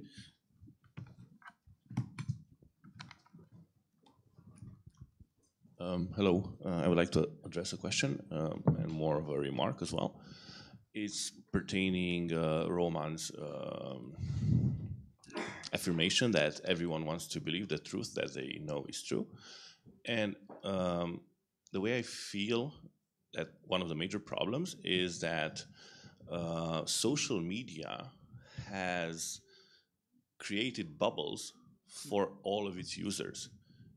And I'm talking about all of social media. And while, let's say, 40 years ago, you were in your bubble because you were buying the same paper all the time, when you went to the kiosk, you had 50 types of papers, let's say, and you could buy any of them. But now, with social media, the kiosk is filled with 50 types of papers that are the same paper, basically. And it keeps you in your own little bubble that always confirms your own expectations. And you see this if you just go on someone else's account who is, let's say, on the right side while you're on the left. And I tried it, and it kind of blew my mind. It's like, oh my God, it's the same event, but it's totally different. The shift in perspective is different. Now, the issue is that this type of bubbles is very helpful from an economical standpoint, from a political standpoint. It is able to generate a lot of income, but for the end user, it does not bring him closer to an objective view of reality, if we could call it that. So would not that be the question how to create more of a mix of different points of view for the end user? Because I myself or you or your grandmother, you're just scrolling Facebook, and we're not fact-checking titles. We're just reading, oh, Soros is doing this and Soros is doing that. Or Russia, oh, the Russian trolls did this and the Russian trolls did that. And I hate the Russian trolls because I see them all the time, while you hate Soros because you see him all the time. So it's the same problem, but we're in different camps. But the big problem is that you're being pushed towards a small group of your peers that all think the same thing, and it's good. It's good, let's say, for a company to have these kind of groups. So, what could we do to address this issue? So, how to come out from the bubble? There's a third question there.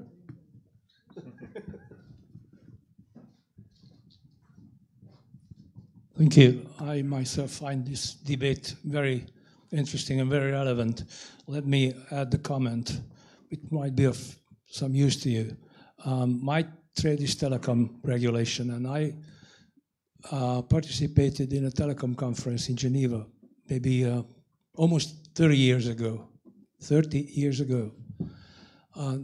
There came a guy, a big burly man from Idaho or Nevada or wherever, by the name of John Perry Barlow, who turned out to be the president of Electronic Foundation, Frontier Foundation, which was the organization which started to promote the idea of a free internet, free for all, which would be laid down as the basis for democracy all over the place, and whereby everyone will have the right to say whatever he wants, and this will lead to the best of words, direct democracy, and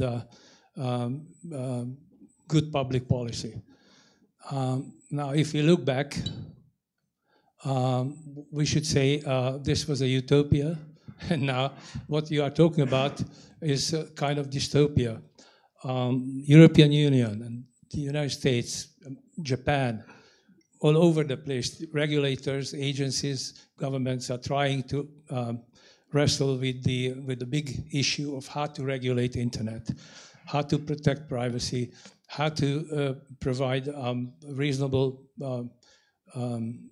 structures to contain political debate, how to squeeze fake news, etc.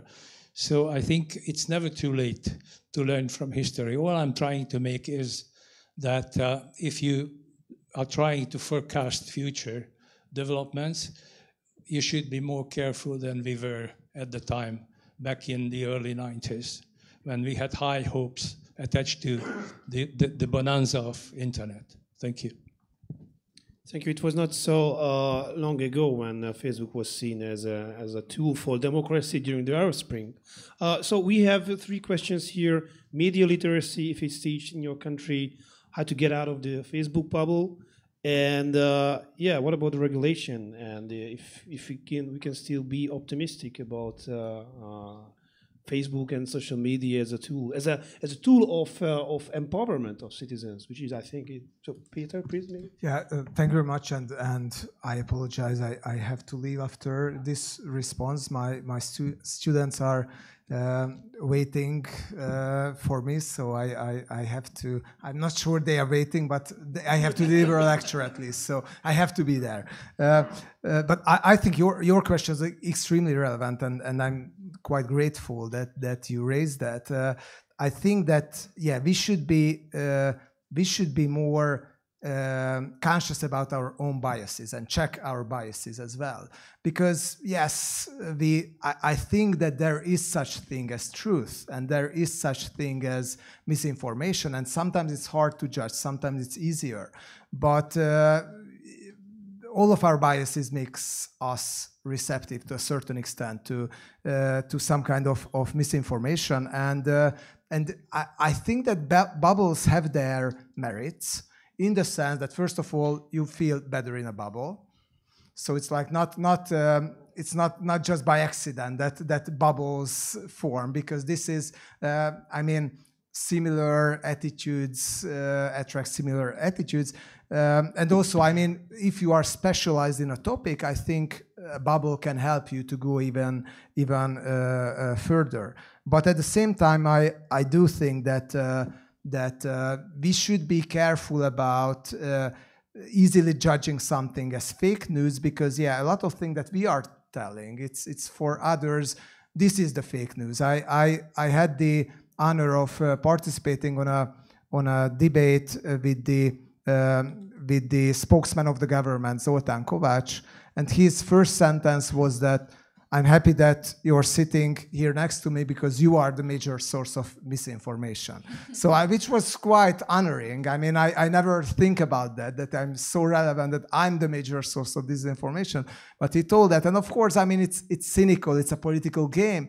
But on the other hand, of course, I think they believe it about 80%, that the things that we guys are telling are bad. And George Soros is conspiring against the world, and you can build up a conspiracy theory just as a political tool, like it happened in Hungary with the George Soros story with American consultants, that finally you start to believe your own story that you built up to fool the voters. And I think more and more this is what's happening in Hungary. But at the same time, we can see that on the left liberal side, I think there are more and more misinformation as well, and biased information. And I think as Trump did a lot of bad things with the liberal media in the United States, I think Orbán made a lot of bad things with the left-wing and liberal media in Hungary as well. Because in an extremely polarized environment, I think it's you're just fueling the hyper-partisan narratives.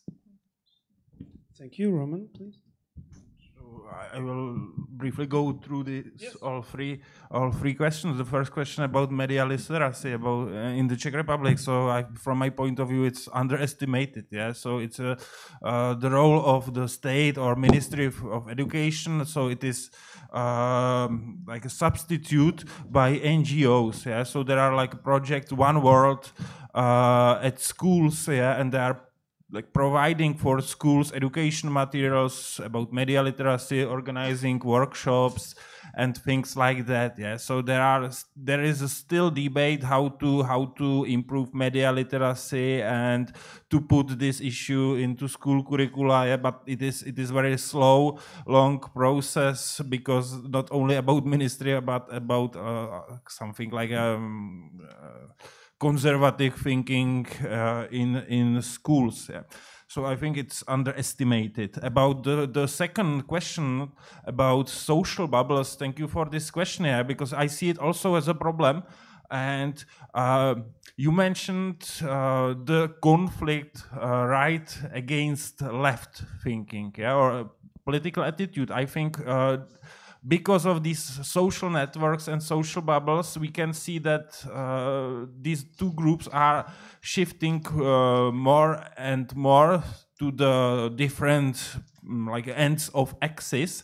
And it is also, I think, it is replaced, because we see what we see in our society is polarized society, and this is like inner conflict, not between like right and left. It is between people younger living in cities with better jobs, better social and economic conditions, against people with like lower education, living in rural areas with bad conditions, and so on. And what I see, to say it very, very briefly, so I think there is a conflict between the people who see their future as a future, and between the people who see their future as a return to the past. So it is like my view on the Czech situation, and what is a problem about these social bubbles. So it is not only about internet, where our people are often anonymous, they are more brave, they are more like fighting each other, because it is easy to fight with someone when you are safely at home.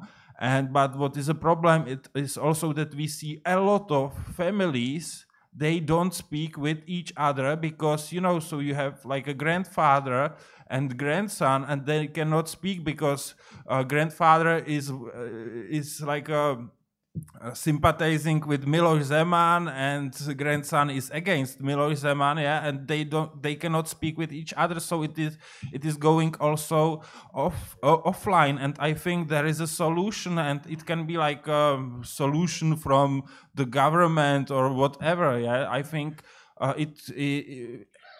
you know, so there is a proverb that what we can do, we are only like a small water drop in the sea. But what is the sea? It's like millions and millions of these small pieces. And for example, my mother is also on pension. She is staying at home. She is not traveling, and so on. Yeah, and she's vulnerable because she is also online, and she is getting these fake news emails. Yeah, she is like exploring for news on the internet, googling for some tips for some health issues and things like that. Yeah, and during this process, she is seeing this fake news and so on. And I'm just speaking with her, yeah, because she is getting like a news that there is apocalypse in Germany. Germans cannot leave their houses, yeah. And 2 weeks ago, I was in Berlin. So I'm speaking with her what I saw in Berlin and what was the situation in Berlin. Yeah, so I think this is the solution. And about the third comment or questions about between chaos and how to say like more strict rules. Yeah, I think we should start with like following the law. Yeah, so it is necessary to follow the law, and what we can saw here in the Czech Republic. So a lot of people on the internet, they become crazy. Yeah, and what we saw, there was a school in a small town Teplice, which is positive, popular for people originally from Middle East, but they are from Kuwait and countries like that, and they like Teplice, and they have children at schools, and there is absolutely no problem with them. Yeah, so there are more rich than ordinary Czechs and so on. And Teplice, so a lot of people in Teplice, they have their jobs because there are people from Kuwait. Yeah. And there is one school, and there was a picture of class, and it was published on a fake news website. Look, it is our future. And these 6-year-old children were guilty that they don't have like a Czech color of skin, and they were threatened by sending them to gas chambers. We should use grenades or them, and they will be our future mass killers. Yeah, and I think it is not like an opinion, alternative opinion, and I think we should follow the law because it's not normal to speak publicly things like that. Yeah, and also it's a security issue that there was a 71-year-old man from Czech Republic, Central Bohemian region. And he also became crazy that he attacked two trains in 2017, trains with passengers. Yeah, he cut trees on the railway track, and the trains almost derailed. And it was passenger trains, and at this place he left some papers. It was done by Islamic State, yeah. And when he was arrested by police, now he is in the prison for 4 years, and he has to go through some psychiatric processes. The police found in her computer a lot of content of like these fake news about that to his small town millions of migrants are heading and things like that. Yeah, so I think we should follow the law about like spreading hoaxes or alert messages about this hate speech and things like that. Yeah, because I think it is not to threaten small children. It is not normal. So this is my answer. Thank you, Roman. Vera, please, maybe you can also make some final conclusions or closing remarks, because I don't think we have time for further questions, please. really, I will be really short about the fact-checking and the media literacy in Slovakia. The same situation as in Czech. A lot of civil society actors are helping in replacing state organization towards education. But on the other hand, there are various types of programs paid by state. I'm the member of just one. It's called the School of Without Hate. But still, they use NGOs as the analysts to be a active part under the state financing programs, education programs. So still, civil society is stronger, more stronger than the state in the education.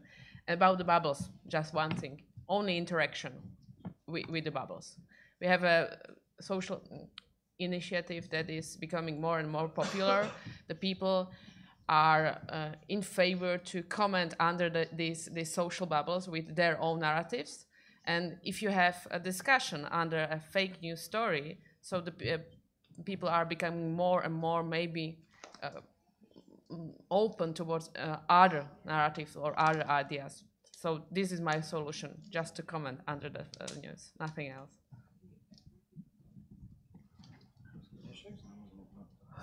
Right, so I'm not really aware of such programs today in Poland, not with regards to the media directly. Critical thinking, I believe it's still there, but it's not necessarily, talking about internet, about news, about current issues. The problem with Polish school is very rooted in the past, so the history lessons really ends around the 1945. And I think it explains a lot. As for the bubbles, right? I think I agree with what's been said. The problem is with that such a segregation of opinion is possible today. It was impossible even like 20, 30 years ago. And it's also with regard to the politics, also the problem. So you had segregated parties and you had segregated newspapers. So before, people of different opinion could read the same newspaper or watch the same TV program or even vote for the same party for very different reasons. Now you can have your niche marketing. You can really, it's not that just Cambridge Analytica. You can just really reach audiences that are they're very coherent. They don't overlap. If you don't overlap, at least you feel you don't overlap, because of course we overlap, but we are divided by those who think that they want to call divisions, right? And because by division, divide et impera, right? Divide and rule. You have to create divisions to actually rule opinion and rule people. So of course you have a lot in common with your neighbor who votes for Orban, but it's not really important in this context. Like the question is whether you can find another division, because I don't believe in this kind of miraculous agreements of everyone with everyone. Yeah, because unity, we all lived in the countries where we had total unity, right, of opinion. It wasn't that good, right?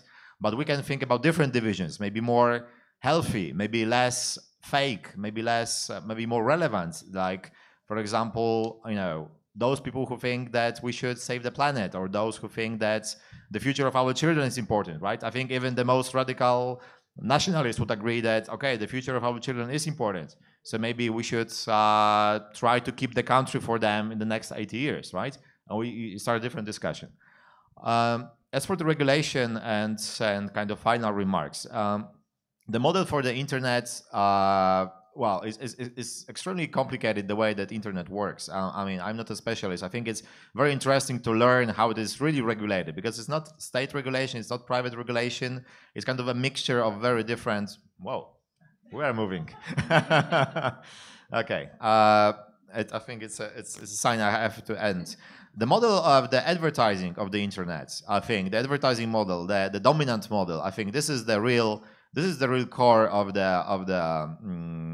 this distraction of the public sphere, because the whole social media models and most of the other models, not all of them, are really fighting for our attention, and our attention is very precious. We shouldn't sell it for nothing, and so they want to keep us as long as possible glued to our little screens. And there are different models. There are models based on the subscriptions, for example, or kind of NGO-funded models that could be really for free. Community models. There are different models which could be less less destructive for our behavior online. And so the final thought that I just thought about today discussing this with you is that the problem is that we think of the communication very often as in terms of this kind of enlightenment, looking for truth, finding consensus, understanding each other. And it's a beautiful concept. And these are the concepts that made me interested, in the public sphere and writing and everything. The problem with this ideal concept is that we are really now in the world of the almost not total but info war. That communication is a tool of fighting and winning the war. And this war is happening all the time. Most of the time, this is a civil war within our society. And we are the soldiers because we are online, most of us. We produce information. We are not just reading, even if we're just reading newspapers and talking about it during the dinners or with friends, we're also soldiers fighting these wars. But before, the tools of war were, it was very much like a duel. You had one publicist against the other, and you had recipients. Nowadays, it's like almost a total war because you can directly influence the minds of people who are reading the social media or normal media in a way that was impossible before. And to win the war, as you know, you can basically use any resources available. And this is how you win wars. And there's one side which understands it and is determined to use everything to win this war. And there is the other side who either doesn't understand or doesn't want to participate. Because honestly, which of us wants to be the part of the war, even if you win? Even if you win, you lose a lot. And this is the problem that, is it possible to either return to this ideal, which never was, we should not romanticize the media of the 19th century, for example. The early newspapers were even worse than whatever you can read today online, or almost as bad. And there was the fake news and propaganda and everything. But is it liberal democracy possible with this total war in communication? And can we somehow think about the peace, or at least the truth, or at least some Geneva agreements that we wouldn't use certain techniques to actually win with our opponents, because the conflict is bad for everyone, even for those who win. It's destructive. And this is the question I don't have the direct answer to, because that would require us, as those who participate, to try to end it. And one way is actually to think whether being online, and it also applies to me because I'm very active online, and using it for our purposes, for our campaigns and so on back in Poland, whether this is the better version of myself. Is it the version of myself that actually I want to present to the people? Whether when I'm mocking some arguments of the right-wing, populists, whether by mocking them, I'm not actually applying to the logic, which in the end serves this kind of people who are the most cynical. Because if you have no rules, the strongest win. And in this case, the strongest is the most determined and the most ruthless. So liberals or people of the goodwill, they need rules to protect them, right? Some rules, because otherwise that will be those who win in the world without rules. So we could have some influence, I believe. It will be difficult. It could be uphill struggle, but in the end, if we all decide that we want peace instead of communication war, I hope we could make the peace win. Thank you. Thank you very much, Leszek. Even if now there's an ongoing war of information and communication, I think the conferences of the Republican Institute is an island of peace, because now we can have here always about peace, and we can have a rational debate, and we can also have unbiased research data. Unfortunately, we are out of time. There's no time for further questions. I'd like to thank for our panelists, Roman, Vieira, and Leszek.